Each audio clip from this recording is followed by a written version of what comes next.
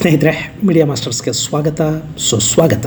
ಗೆಳೆಯರೆ, ಅದು Gaza ಪಟ್ಟಿಯಲ್ಲಿರೋ Rafah ಪ್ರದೇಶ. ಅಲ್ಲಿ ಸರಿಸುಮಾರು 1.4 ಮಿಲಿಯನ್ ಅಷ್ಟು ಅಂದ್ರೆ 14 ಲಕ್ಷದಷ್ಟು ಪ್ಯಾಲೆಸ್ತೀನಿಯರು ವಾಸ ಮಾಡ್ತಾರೆ. ಈ ರಫಾ ಅನ್ನೋದು ಇವತ್ತು ಹೇಗಾಗಿದೆ ಅಂದ್ರೆ, ಇಡೀ ಗಾಜಾಗೆ ಮಾನವೀಯತೆಯ ಆಧಾರದಲ್ಲಿ ಯಾವುದೇ ವಸ್ತು ಬರಬೇಕು ಅಂದ್ರೂ ಕೂಡ ಸದ್ಯಕ್ಕೆ ಉಳಿದಿರುವ ಏಕೈಕ ಪ್ರವೇಶ ದ್ವಾರ ಈ ರಫಾ ಗಡಿ. ಇಂಥ ರಫಾದ ಮೇಲೆ IDF ಪಡೆಗಳು ಕಳೆದ ಕೆಲ ದಿನಗಳಿಂದ ದಾಳಿ ಮಾಡ್ತಾ ಇವೆ. ಅಲ್ಲಿರೋ ಉಗ್ರರ ಕ್ಯಾಂಪುಗಳನ್ನ ನಾಶ ಮಾಡ್ತಾ ಇವೆ. ಈ ಸಂದರ್ಭದಲ್ಲಿ ಸೋಮವಾರ ಇಸ್ರೇಲ್ನ ಪಡೆಗಳಿಗೆ ಒಂದು ಮಾಹಿತಿ ಸಿಕ್ಕಿದೆ. ರಫಾದಲ್ಲಿನ ಕಟ್ಟಡವೊಂದರಲ್ಲಿ ಇಬ್ಬರು ಒತ್ತೆಯಾಳುಗಳಿದ್ದಾರೆ ಅನ್ನೋ ಮಾಹಿತಿ ಅದು. ಈ ವಿಷಯ ಗೊತ್ತಾಗ್ತಿದ್ದ ಹಾಗೆ ಇಸ್ರೇಲ್ ಅಲರ್ಟ್ ಆಗಿದೆ.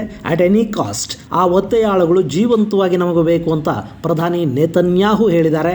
ಅದಾದ ಬಳಿಕ ನಡೆದಿರೋದೇ ಅಲ್ಲಿ ಭಯಾನಕ ದಾಳಿ. ಅಲ್ಲಿ ಇಬ್ಬರನ್ನ ಬಿಡಿಸ್ಕೊಳ್ಳೋದಕ್ಕೆ ಇಸ್ರೇಲ್ 100 ಮಂದಿಯನ್ನ ಕೊಂದು ಹಾಕಿದೆ ಅಂತ ಹಮಾಸ್ನ ನಾಯಕರು ಬಾಯಿ ಬಡ್ಕೊಳ್ತಾ ಇದ್ದಾರೆ. ಹಾಗಾದ್ರೆ ಏನಿದು 2ಕ್ಕೆ 100? ಇಲ್ಲಿ ಹಮಾಸ್ ಹೇಳ್ತಾ ಇರೋದು ಎಷ್ಟು ನಿಜ, ಎಷ್ಟು ಸುಳ್ಳು? ಇಸ್ರೇಲಿ ಪಡೆಗಳು ಇಷ್ಟೊಂದು ಕಠಿಣವಾಗಿ ವರ್ತಿಸೋದಕ್ಕೆ ಕಾರಣ ಏನು ಅನ್ನೋದ್ರ ಬಗ್ಗೆ ಒಂದಷ್ಟು ಮಾಹಿತಿಯನ್ನ ನಾವಿಲ್ಲಿ ನೋಡೋಣ.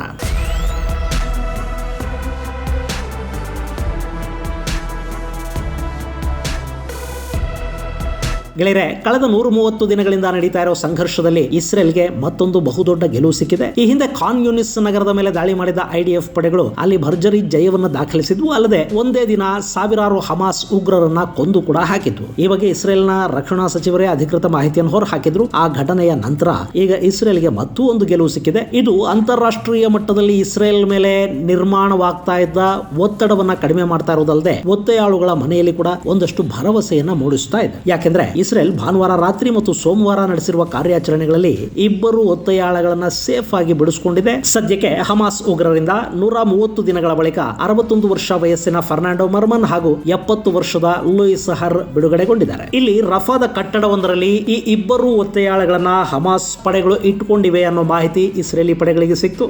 ಆ ಕಟ್ಟಡದ ಮೇಲೆ IDF ನ ಕಮಾಂಡೋಗಳು ತುರ್ತಾಗಿ ದಾಳಿ ಮಾಡಿದ್ರು.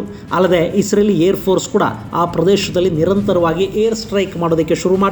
ಹೀಗೆ ಅಲ್ಲಿ ಇಸ್ರೇಲ್ ನಡೆಸಿದ ದಾಳಿಯ ಕಾರಣದಿಂದ ಸಾಕಷ್ಟು ಅಮಾಯಕ ಪ್ಯಾಲೆಸ್ತೀನಿಯರು ಕೂಡ ಸಾವನ್ನಪ್ಪಿದ್ದಾರೆ ಅಂತ ಹಮಾಸ್ ಹೇಳ್ಕೊಳ್ತಾ ಇದೆ. ಇಸ್ರೇಲ್ ಕೇವಲ ಇಬ್ಬರು ಒತ್ತೆಯಾಳುಗಳಿಗಾಗಿ 100 ಮಂದಿ ಪ್ಯಾಲೆಸ್ತೀನಿಯರನ್ನ ಕೊಂದು ಹಾಕಿದೆ ಅನ್ನೋದು ಹಮಾಸ್ ಮಾಡ್ತಾ ಇರೋ ಆರೋಪ. ಈ ಮೂಲಕ ಇಸ್ರೇಲ್ನ ಜಾಗತಿಕವಾಗಿ ತಪ್ಪಿತಸ್ಥ ಸ್ಥಾನದಲ್ಲಿ ನಿಲ್ಲಿಸುವ ಪ್ರಯತ್ನಗಳು ನಡೀತಾ ಇವೆ. ಆದ್ರೆ ಇದು ಯಾವುದಕ್ಕೂ ಇಸ್ರೇಲ್ ತಲೆ ಕೆಡಿಸ್ಕೊಳ್ಳೋದಕ್ಕೆ ಹೋಗ್ತಾ ಇಲ್ಲ. ಅಲ್ಲಿ ಉಗ್ರರನ್ನು ಕೊಂದು ಒತ್ತೆಯಾಳುಗಳನ್ನ ಬಿಡಿಸಿಕೊಂಡ ನಂತರ ಅವರನ್ನ ಸೇಫ್ ಆಗಿ ಅವರವರ ಮನೆಗಳಿಗೆ ತಲುಪಿಸಲಾಗಿದೆ. ಈ ಕಾರ್ಯಾಚರಣೆಯಲ್ಲಿ IDF ನ ಕಮಾಂಡೋಗಳು ಅತಿ ದೊಡ್ಡ ಸಾಹಸವನ್ನು ಮಾಡಿದ್ದಾರೆ. ಹೀಗಾಗಿ ಇಸ್ರೇಲ್ ಪ್ರಧಾನಿ ನೇತನ್ಯಾಹು ಈ ಗೆಲುವನ್ನ ಸಂಭ್ರಮಿಸ್ತಾ ಇದ್ದಾರೆ. ಅಷ್ಟೇ ಅಲ್ಲದೆ IDF ಪಡೆಗಳಿಗೂ ಅಭಿನಂದನೆಯನ್ನ ಸಲ್ಲಿಸಿದ್ದಾರೆ. ಇದು ಇಸ್ರೇಲ್ನ ಗೌರವವನ್ನ ಕಾಪಾಡುವ ಕಾರ್ಯಾಚರಣೆ ಅಂತ ಶ್ಲಾಘಿಸಿದ್ದಾರೆ. ಹೀಗೊಂದ್ ಕಡೆ ಇಸ್ರೇಲ್ ರಫಾ ಮೇಲಿನ ಕಾರ್ಯಾಚರಣೆಯನ್ನ ತೀವ್ರಗೊಳಿಸಿದ್ರೆ, ಮತ್ತೊಂದ್ ಕಡೆ ರಫಾ ವಿಷಯದಲ್ಲಿ ತುಂಬಾ ಎಚ್ಚರಿಕೆಯಿಂದ ಇರಿ ಅಂತ ಅಮೆರಿಕದ ಅಧ್ಯಕ್ಷ ಜೋ ಬಿಡೆನ್ ಇಸ್ರೇಲ್ಗೆ ಕಿವಿ ಮಾತು ಹೇಳಿದ್ದಾರೆ. ಹಾಗೆ CIA ಮುಖ್ಯಸ್ಥ ವಿಲಿಯಂ ಬರ್ನ್ಸ್ ಈಜಿಪ್ಟ್ನ ಕೈರೋಗೆ ಬಂದಿದ್ದಾರೆ. ಅಲ್ಲಿ ಇಸ್ರೇಲ್ ಹಾಗೂ ಹಮಾಸ್ ನಡುವಿನ ಸಂಘರ್ಷವನ್ನ ಶಮನಗೊಳಿಸುವ ನಿಟ್ಟಿನಲ್ಲಿ ಕದನ ವಿರಾಮಕ್ಕೆ ಸಂಬಂಧಪಟ್ಟ ಹಾಗೆ CIA ಮುಖ್ಯಸ್ಥ ಕೂಡ ಮಾತುಕತೆಗಳಲ್ಲಿ ತೊಡಗಿರೋ ಹಾಗೆ ಕಾಣ್ತಾ ಇದೆ. ಇನ್ನು ಜೋರ್ಡಾನ್ನ ರಾಜ ಕಿಂಗ್ ಅಬ್ದುಲ್ಲಾ II ಇಸ್ರೇಲ್ ರಫಾದಲ್ಲಿ ನಡೆಸ್ತಾ ಇರೋ ಕಾರ್ಯಾಚರಣೆಯನ್ನ ಜಗತ್ತು ನೋಡಿಕೊಂಡು ಸುಮ್ಮನೆ ಕೂತ್ಕೊಳ್ಳೋದಕ್ಕೆ ಸಾಧ್ಯ ಆಗೋದಿಲ್ಲ. ಯಾಕೆಂದ್ರೆ ರಫಾದಲ್ಲಿ 14 ಲಕ್ಷ ಜನ ವಾಸ ಮಾಡ್ತಾರೆ.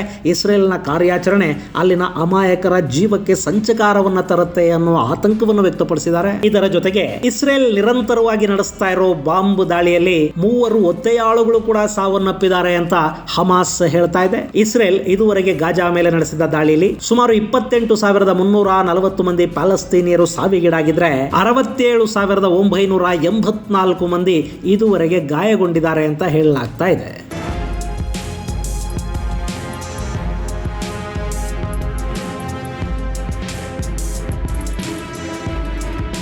ಗೆಳೆಯರೆ, ಈಗ ಇಸ್ರೇಲ್ ಪಡೆಗಳು ದಾಳಿ ನಡೆಸ್ತಾ ಇರೋ ಗಾಜಾ ಪಟ್ಟಿ ಇದೆಯಲ್ಲ, ಇದು ಒಟ್ಟು 365 ಚದರ ಕಿಲೋಮೀಟರ್ನಷ್ಟು ವಿಸ್ತೀರ್ಣವನ್ನ ಹೊಂದಿರುವ ಪ್ರದೇಶ. ಇದರ ಉದ್ದ 41 ಕಿಲೋಮೀಟರ್ಗಳು, ಅಗಲ 6ರಿಂದ 12 ಕಿಲೋಮೀಟರ್ಗಳಷ್ಟು. ಆದ್ರೆ ಈ ಪುಟ್ಟ ಭೂಪ್ರದೇಶದಲ್ಲಿ ಸುಮಾರು 2.3 ಮಿಲಿಯನ್ ಅಂದ್ರೆ 23 ಲಕ್ಷ ಪ್ಯಾಲೆಸ್ತೀನಿಯರು ವಾಸ ಮಾಡ್ತಾ ಇದ್ದಾರೆ. ಹೀಗಾಗಿ ಇಲ್ಲಿನ ಜನಸಾಂದ್ರತೆ ತುಂಬಾನೇ ಹೆಚ್ಚಾಗಿದೆ. ಪ್ರತಿ ಚದರ ಕಿಲೋಮೀಟರ್ಗೆ 6,507 ಮಂದಿ ಈ ಗಾಜಾದಲ್ಲಿ ವಾಸ ಮಾಡ್ತಾರೆ ಅಂತ ಹೇಳಲಾಗುತ್ತೆ. ಹಾಗೆ ನೋಡಿದ್ರೆ ಜಗತ್ತಲ್ಲೇ ಅತಿ ಹೆಚ್ಚು ಜನಸಂಖ್ಯೆಯನ್ನು ಹೊಂದಿರುವ ದೇಶಗಳು ಅಂತ ಗುರುತಿಸಿಕೊಳ್ಳೋದು ಭಾರತ ಮತ್ತು ಚೈನಾದಲ್ಲಿನ ಜನಸಾಂದ್ರತೆ 145ರಷ್ಟಿದೆ. ಅಂದ್ರೆ ಅಲ್ಲಿ 1 ಚದರ ಕಿಲೋಮೀಟರ್ ಭೂಪ್ರದೇಶದಲ್ಲಿ ಸರಾಸರಿ 145 ಮಂದಿ ವಾಸ ಮಾಡ್ತಾರೆ. ಇನ್ನು ಭಾರತದಲ್ಲಿ ಪ್ರತಿ ಚದರ ಕಿಲೋಮೀಟರ್ಗೆ 423 ಮಂದಿ ವಾಸ ಮಾಡಿದ್ರೆ, ಪಾಕಿಸ್ತಾನದಲ್ಲಿ ಈ ಜನಸಾಂದ್ರತೆ ಅನ್ನೋದು ಚದರ ಕಿಲೋಮೀಟರ್ಗೆ 273ರಷ್ಟಿದೆ. ಹಾಗೆ ಬಾಂಗ್ಲಾದೇಶಕ್ಕೆ ಹೋದ್ರೆ 1 ಚದರ ಕಿಲೋಮೀಟರ್ಗೆ 1165 ಮಂದಿ ವಾಸ ಮಾಡ್ತಾರೆ. ಇಂಡೋನೇಷ್ಯಾದಲ್ಲಿ 1 ಚದರ ಕಿಲೋಮೀಟರ್ಗೆ 143 ಮಂದಿ ವಾಸ ಮಾಡ್ತಿದ್ದಾರೆ. ಇದನ್ನು ಗಮನಿಸಿದ್ರೆ ಗಾಜಾ ಪಟ್ಟಿಯ ಜನಸಾಂದ್ರತೆ ಎಷ್ಟು ದಟ್ಟವಾಗಿದೆ ಅನ್ನೋದು ನಿಮಗೆ ಅರ್ಥ ಆಗುತ್ತೆ. ಈ ಗಾಜಾ ಅನ್ನೋದು ಭಾರತಕ್ಕಿಂತಲೂ ಸರಿಸುಮಾರು 15 ಪಟ್ಟು ಹೆಚ್ಚು ಜನಸಾಂದ್ರತೆಯನ್ನ ಹೊಂದಿರುವ ಪ್ರದೇಶ. ಹೀಗಾಗಿ ಅಲ್ಲಿ ಒಂದೇ ಒಂದು ಸಮಸ್ಯೆ ಆದ್ರೂ ಸಹಸ್ರಾರು ಮಂದಿ ಸಾವನ್ನಪ್ಪುವ ಸಾಧ್ಯತೆ ಇರುತ್ತೆ. ಈಗ ಗಾಜಾ ಮೇಲೆ ಇಸ್ರೇಲ್ ಮಾಡ್ತಾ ಇರೋ ಬಾಂಬ್ ದಾಳಿಯಲ್ಲಿ ಅತಿ ಹೆಚ್ಚು ಪ್ರಮಾಣದ ಸಾವು ನೋವುಗಳು ಉಂಟಾಗೋದಕ್ಕೆ ಕಾರಣವಾಗ್ತಾ ಇರೋದು ಕೂಡ ಇದೇ ಜನಸಾಂದ್ರತೆ. ಇನ್ನು ಒಟ್ಟು ಗಾಜಾ ಪಟ್ಟಿಯಲ್ಲಿನ ಜನಸಾಂದ್ರತೆಯನ್ನು ಗಮನಿಸಿದಿರಿ, ಅದರಲ್ಲಿ ಹೆಚ್ಚಿನ ಜನ ಇರೋದು ರಫಾ ಪ್ರದೇಶದಲ್ಲಿ. ಯಾಕೆಂದ್ರೆ ಈ ಹಿಂದೆ ಇಸ್ರೇಲ್ನ ಉತ್ತರ ಭಾಗದಲ್ಲಿನ ಗಾಜಾ ಪಟ್ಟಣದ ಮೇಲೆ, ಅಲ್ ಶಿಫಾ ಆಸ್ಪತ್ರೆಯ ಮೇಲೆ ಹಾಗೂ ಅಲ್ಲಿನ ಇನ್ನಿತರ ನಿರಾಶ್ರಿತ ಕೇಂದ್ರಗಳ ಮೇಲೆ ಇಸ್ರೇಲ್ ನಿರಂತರ ದಾಳಿಯನ್ನು ಆರಂಭ ಮಾಡ್ತಲ್ಲ, ಆಗ ಅಲ್ಲಿನ ಜನ ದಕ್ಷಿಣಕ್ಕೆ ವಲಸೆ ಬಂದರು. ಇದಾದ ಮೇಲೆ ಇಸ್ರೇಲ್ ಗಾಜಾದ ಇನ್ನಷ್ಟು ಪ್ರದೇಶಗಳ ಮೇಲೆ ದಾಳಿಯನ್ನು ಆರಂಭ ಮಾಡ್ತು. ಇಸ್ರೇಲಿ ಪಡೆಗಳು ಗಾಜಾದ ಒಳಗೆ ನುಗ್ಗಿದ್ವು. ಒಂದ್ ಕಡೆ ಬಾಂಬಿಂಗ್ ನಡೀತಾ ಇತ್ತು, ಮತ್ತೊಂದು ಕಡೆ ಇಸ್ರೇಲ್ನ ಟ್ಯಾಂಕ್ಗಳ ದಾಳಿ ಕೂಡ ನಡೀತಾ ಇತ್ತು.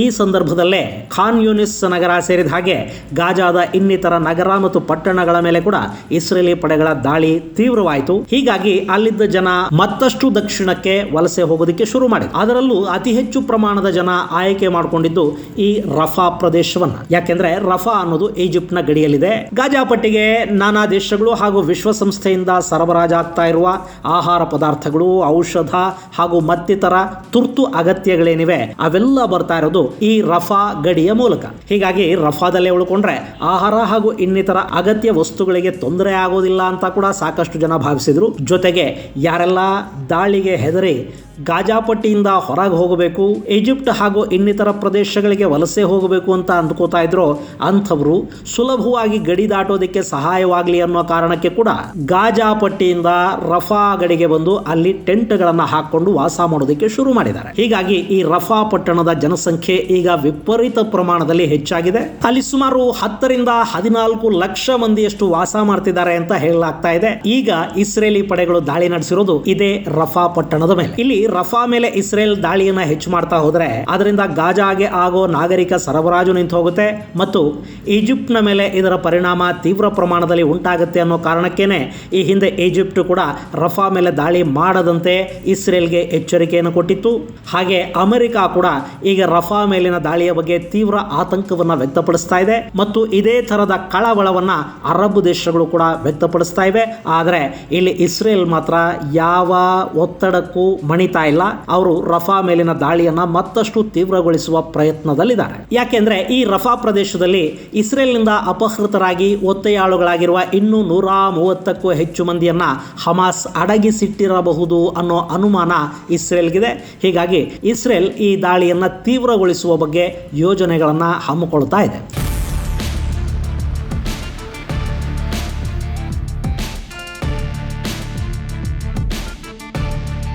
ಕೆಳರೆಯಲ್ಲಿ ಇಸ್ರೇಲ್ ಕೆಲ ದಿನಗಳ ಹಿಂದೆ ಒಂದು ಕದನ ವಿರಾಮ ಪ್ರಸ್ತಾವನೆಯನ್ನು ಮುಂದಿಡ್ತು. ಆದರೆ ಆ ಪ್ರಸ್ತಾವನೆಯನ್ನು ಉಗ್ರ ಗುಂಪುಗಳು ತಿರಸ್ಕರಿಸಿದ್ವು. ಆದರೆ ಅದಾದ ಕೆಲವೇ ದಿನಗಳಲ್ಲಿ ಹಮಾಸ್ ಕತಾರ್ ಕಡೆಯಿಂದ ಮತ್ತೊಂದು ಸಂಧಾನದ ಪ್ರಸ್ತಾವನೆಯನ್ನ ಇಸ್ರೇಲ್ ಮುಂದಿಡುವ ಪ್ರಯತ್ನವನ್ನು ಮಾಡಿತು. ಅಲ್ಲಿ ಹಮಾಸ್ 135 ದಿನಗಳ ಕದನ ವಿರಾಮಕ್ಕೆ ಬೇಡಿಕೆಯನ್ನು ಸಲ್ಲಿಸಿತ್ತು. ಒಬ್ಬ ಒತ್ತೆಯಾಳಿಗೆ ಬದಲಾಗಿ 10 ಮಂದಿ ಪ್ಯಾಲೆಸ್ತೀನಿಯರನ್ನ ಬಿಡುಗಡೆ ಮಾಡಬೇಕು ಅಂತ ಹಮಾಸ್ ನಾಯಕರು ಬೇಡಿಕೆಯನ್ನು ಸಲ್ಲಿಸಿದ್ರು. ಆದರೆ ಈ ಬಾರಿ ಇಸ್ರೇಲ್ ಹಮಾಸ್ ಜೊತೆಗಿನ ಯಾವ ಸಂಧಾನಕ್ಕೆ, ಮಾತುಕತೆಗಳಿಗೆ, ಒತ್ತೆಯಾಳುಗಳ ಬಿಡುಗಡೆಗೆ, ಕದನ ವಿರಾಮಕ್ಕೆ, ಗಾಜಾದ ಮರು ನಿರ್ಮಾಣಕ್ಕೆ ಯಾವುದಕ್ಕೂ ತನ್ನ ಸಮ್ಮತಿಯನ್ನ ಸೂಚಿಸಲಿಲ್ಲ. ಬದಲಾಗಿ ಅವರು ಸೇನಾ ಕಾರ್ಯಾಚರಣೆಯ ಮೂಲಕವೇ ನಮ್ಮ ಜನರನ್ನ ಬಿಡಿಸ್ಕೊಳ್ತೀವಿ ಅಂತ ಹೇಳಿದ್ರು. ಅದರ ಫಲವಾಗಿ ಈಗ 2 ಒತ್ತೆಯಾಳುಗಳ ಬಿಡುಗಡೆ ಆಗಿದೆ. ಇನ್ನುಳಿದವರನ್ನು ಕೂಡ ಹೀಗೆ ನಾವು ಕಾರ್ಯಾಚರಣೆಯ ಮೂಲಕವೇ ಬಿಡುಗಡೆ ಮಾಡಿಸ್ಕೊಳ್ತೀವಿ ಅಂತ ಇಸ್ರೇಲ್ ಹೇಳಿದೆ. ಹೀಗಾಗಿನೇ ಬಿಡನ್ ಸೇರಿದ ಹಾಗೆ ಅಮೆರಿಕದ ನಾಯಕರು ಹಾಗೂ ಅಲ್ಲಿನ CIA ಮುಖ್ಯಸ್ಥರು ನಡೆಸ್ತಾ ಇರೋ ಸಂಧಾನದ ಪ್ರಯತ್ನಗಳಿಗೆ ಇಸ್ರೇಲ್ ಹೆಚ್ಚು ಮಹತ್ವ ಗೌರವವನ್ನ ಕೊಡೋದಕ್ಕೆ ಹೋಗ್ತಾ ಇಲ್ಲ. ಮತ್ತೊಂದು ರೀತಿಯಲ್ಲಿ ಹೇಳಬೇಕು ಅಂದ್ರೆ ಇಸ್ರೇಲ್ ತನ್ನ ದಾಳಿಯನ್ನ ಮುಂದುವರಿಸೋದಕ್ಕೆ ಸಹಾಯ ಮಾಡೋ ನಿಟ್ಟಲ್ಲೇನೆ ಅಮೆರಿಕ ಸಂಧಾನದ ಮಾತುಕತೆಗಳನ್ನು ನಡೆಸ್ತಾ ಇದೆ ಮತ್ತು ಆ ಮಾತುಕತೆಗಳ ವಿಳಂಬಕ್ಕೆ ಕೂಡ ಕಾರಣವಾಗ್ತಾ ಇದೆ ಅನ್ನೋ ಆರೋಪ ಕೂಡ ಇಲ್ಲಿದೆ. ಇನ್ನು ಗೆಳೆಯರೆ, ರಫಾ ಮೇಲೆ ನಡೆದ ದಾಳಿ ಇದೆಯಲ್ಲ, ಅದು ಆಕಸ್ಮಿಕ ದಾಳಿ ಅಲ್ಲ. ಅದಕ್ಕಾಗಿ ಇಸ್ರೇಲಿ ಪಡೆಗಳು ಸಾಕಷ್ಟು ತಯಾರಿಯನ್ನು ಕೂಡ ಮಾಡಿಕೊಂಡಿದ್ವು. ಇಲ್ಲಿ ಅವರ ತಯಾರಿ ಎಷ್ಟು ಅದ್ಭುತವಾಗಿತ್ತು ಅನ್ನೋದನ್ನ IDF ನ lieutenant colonel Richard HT ಬಹಿರಂಗಗೊಳಿಸಿದ್ದಾರೆ. IDF ನ ವಿಶೇಷ ಪಡೆ ಸ್ವಾತ್ ಟೀಮ್ ಒಂದು ವಾರಕ್ಕೂ ಮುನ್ನಾನೆ ಸಾಕಷ್ಟು ತಯಾರಿಯನ್ನು ಮಾಡಿಕೊಳ್ತು. ಅಲ್ಲಿ ಒತ್ತೆಯಾಳುಗಳು ಮತ್ತು ಉಗ್ರರು ಇರುವ ಕಟ್ಟಡಕ್ಕೆ ಹೇಗೆ ಎಂಟ್ರಿ ಪಡ್ಕೋಬೇಕು, ಯಾವ ವಿಷಯದ ಬಗ್ಗೆ ಅಲ್ಲಿ ಹೆಚ್ಚು ಗಮನ ಹರಿಸಬೇಕು, ಯಾರ್ಯಾರು ಯಾವೆಲ್ಲ ಟಾರ್ಗೆಟ್ ಗಳನ್ನ ಗುರಿ ಮಾಡ್ಕೋಬೇಕು, ಅಲ್ಲದೆ ಅಲ್ಲಿ ಡಿಟೋನೇಟರ್ ಗಳನ್ನ ಇಟ್ಟು ಬ್ಲಾಸ್ಟ್ ಮಾಡಿದ ನಂತರ ಏನು ಮಾಡಬೇಕು ಮತ್ತು ಕೆಲವು ನಿಮಿಷಗಳಲ್ಲಿ ದಾಳಿಯನ್ನ ಹೇಗೆ ಮುಕ್ತಾಯ ಮಾಡಬೇಕು, ಅಲ್ಲಿನ ಭಯೋತ್ಪಾದಕರಿಗೆ ಹೇಗೆ ಮುಕ್ತೀಕರಣಿಸಬೇಕು ಅನ್ನೋ ಬಗ್ಗೆ ಸ್ವಾತ್ ಪಡೆ ಒಂದು ತಾಲೀಮನ್ನು ಕೂಡ ನಡೆಸಿತ್ತು. ಆ ತಯಾರಿ ನೈಜ ಕಾರ್ಯಾಚರಣೆಯ ವೇಳೆ ಉಪಯೋಗಕ್ಕೆ ಬಂದಿದೆ. ಹೀಗಾಗಿ ಅಲ್ಲಿ ಇಬ್ಬರು ಒತ್ತೆಯಾಳಗಳನ್ನ ಬಿಡಿಸಿಕೊಳ್ಳೋದಕ್ಕೆ ಸಾಧ್ಯ ಆಗಿದೆ ಅನ್ನೋ ಮಾಹಿತಿಯನ್ನ ಲೆಫ್ಟಿನೆಂಟ್ ಕರ್ನಲ್ ರಿಚರ್ಡ್ ತಿಳಿಸಿದ್ದಾರೆ.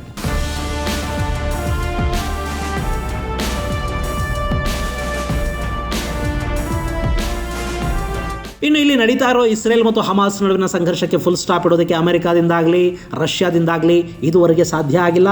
ಅದು ಸಾಧ್ಯ ಆಗೋದು ಕೇವಲ ಇಬ್ಬರಿಂದ ಮಾತ್ರ.